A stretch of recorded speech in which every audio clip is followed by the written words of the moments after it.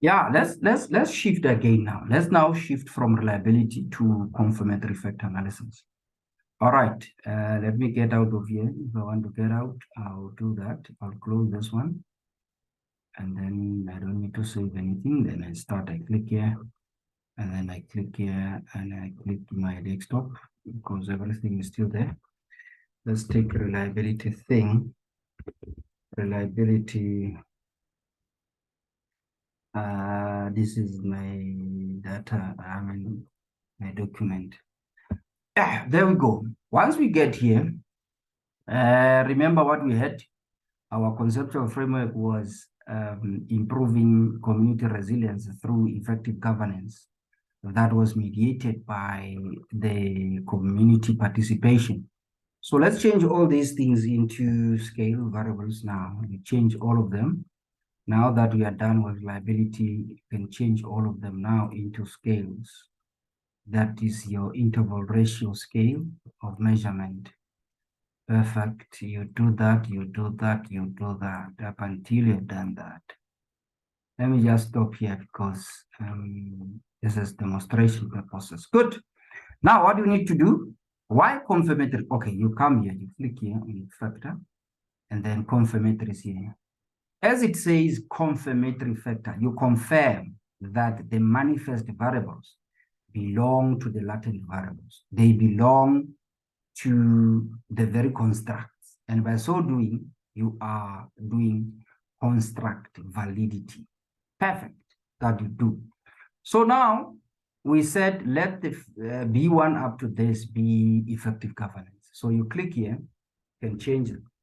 Sorry. You can factor 1 is effective. You name it, effective. I'm lazy to write governance. I'll just say effective G for governance. Then click them, shift, then highlight all those that, and then push them under this particular factor. And then click here, you add another factor, factor 2. Our factor 2 was community participation. And then I'll select that one, push all of them here. What's happening here? Something is in the wrong. Okay. Keep moving. And then click that one. The other one was the resilience, community resilience, whatever the case may be. And this should be the D guys. The D guys are there. The D guy, it is shift, I think. Shift, and then highlight up until 5, and push them there. All right. Now here we are. I can click here for a better view. Everything is there. You have a number of things here, so many things here. I'll not concentrate on these many things here because assumption is you're a beginner in this particular inferential statistics. So I'll only take the factor loadings here, the table here. Take this one, copy it. Let's go to our document and paste it. Stop sharing that one. Let's share our main document and paste it there, our document. Yeah, here we are. Doesn't look so good. Does it look good? It does. If it doesn't look good, perhaps what I could do would be to landscape this. Is it landscape or portrait? I can click on layout over there, set up. I'm just setting up, then make it landscape from this point downwards.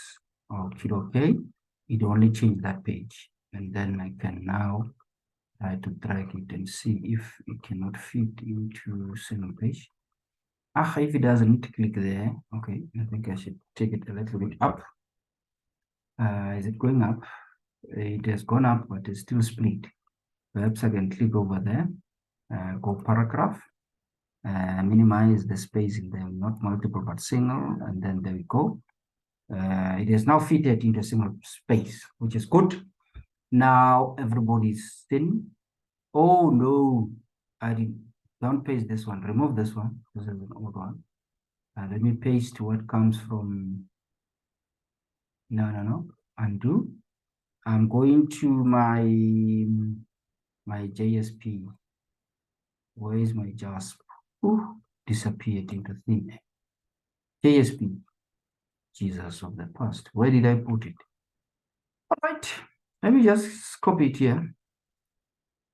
Let me undo everything. But you remember, factor one was effective. You don't need to manually write it here. I wrote it there. It was effective governance.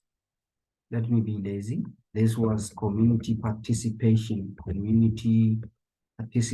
and this was community resilience. Yeah, it should come like that. So how do you report this confirmatory factor analysis? You just zoom into the p-value here. That is the most important. There's an obvious zoom here. What does it mean? If p-value is significant, that means it is less than 5%. This is above 5%. What does that mean? It means the manifest variable B1 does not necessarily belong to the latent variable effective governance, because the p-value is actually 7.7%, which is above 5%. So this does not belong. And on top of that, the interval here includes a 0, meaning it is there's a positive value and a negative. So in between 0.5 and minus 0 point something, 0 lies in between. So that means anything can be 0, meaning it cannot make sense in any case. So therefore, this guy is out of question. He cannot be included in the further analysis. Out. You'll report that. And also, let's check this one.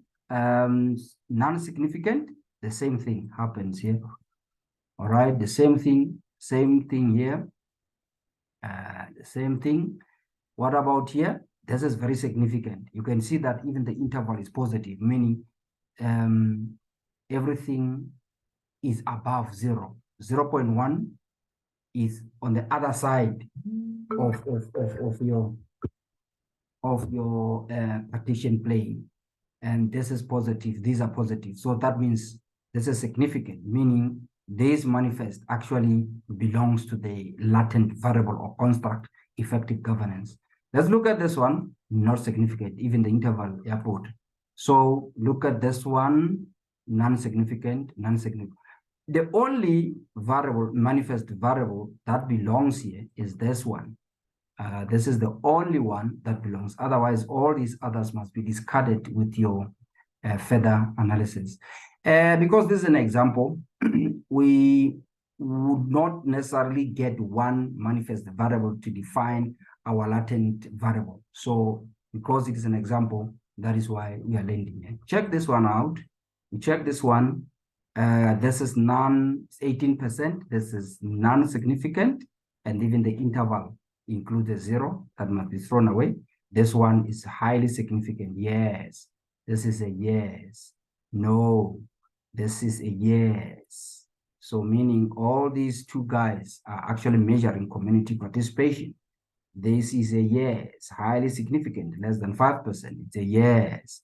And then this is a yes, again on resilience. It's a yes, it's a yes, it's a yes, it's a no. It's a no because this includes 0. This is a yes. So basically, you have now done construct validity through the use of confirmatory factor analysis. Thank you very much for understanding. And this is how you report. You report that these B1s and whatever, they did not actually measure the given construct, and therefore the whole application of confirmatory factor analysis was nothing but to validate your constructs, to validate your latent variables through the use of their manifest variables. You are done. You are getting cum laude. Yippee! You can now start buying gowns. Thank you very much.